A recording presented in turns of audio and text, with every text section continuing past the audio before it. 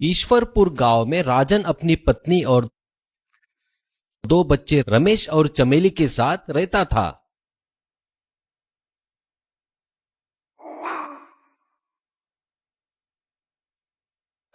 राजन का खेत highway road के बाजू में था। राजन और रमेश रोज खेती में बड़ी मेहनत से काम करते थे। वे धान के साथ सब्जियों की भी खेती करते थे। धान वो लोग व्यापारी को बेचते थे और सब्जी घर पर ही पत्नी और बच्ची बेचा करते थे। कमाए पैसों से वो अपना जीवन यापन करते थे। एक दिन रमेश एक लड़की को लेकर घर आता है। रमेश, अम्मा बाबूजी, ये कल्याणी है, अच्छी पढ़ी लिखी है, जिसने डिग्री की है। हम लोग एक दूसरे से बहुत प्यार करते हैं। ये बहुत अच्छी लड़की है और समझदार है बाबूजी। अगर आप आशीर्वाद दे तो हम शादी करना चाहते हैं। बाबूजी, ठीक है बेटा, पर बहन की शादी हुई नहीं, तुम्हारी शादी पहले कैसे करे, तुम ही सोचो एक बार। कल्याणी, बाबूजी, मेरे घर वालों को रमेश से शादी करना बिल्कुल पसंद नहीं है, इसलिए मेरा रिश्ता किसी और के साथ करना चाहते हैं। हम ज्यादा दिन रुक नहीं सकते, मैं मर जाऊंगी, लेकिन रमेश के अलावा किसी और से शादी नहीं करूंगी, ऐसा उसने कहा। राजन, ठीक है बेटा, तुम्हारी शादी की जिम्मेदारी अब मेरी है, बस तुम ऐसा वैसा कुछ मत करना। यह सुनकर सब खुश हो गए। ऐसे में रमेश और कल्याणी की शादी भी हो गई। घर वालों को कल्याणी बहुत समझदार लड़की है, ये समझने में ज्यादा वक्त नहीं लगा।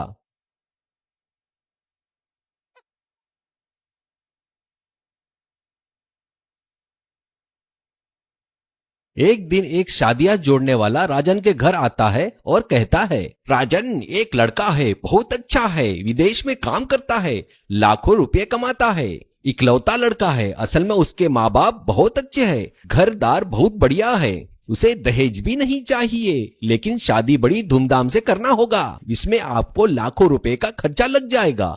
अगर आप बोले तो मैं उनसे बात करता हूँ। लाखों की बात सुनकर सब लोग सोच में पड़ गए। तब कल्याणी बोली, ठीक है अंकल जी, हमें रिश्ता मंजूर है समझो, लेकिन शादी के लिए हमें कम से कम 6 महीने का समय चाहिए, ऐसा उन लोगों को बोल दीजिएगा। सभी घर वाले ये सुनकर उसकी ओर आश्चर्य से देखने लगे। अंकल, ठीक है बेटा, उन लोगों की भी हाँ समझो, क्योंकि तब तक लड़के को भी वहाँ विदेश में छुट्टियां मिल जाएगी। यह बात करके वो वहाँ से चला गया।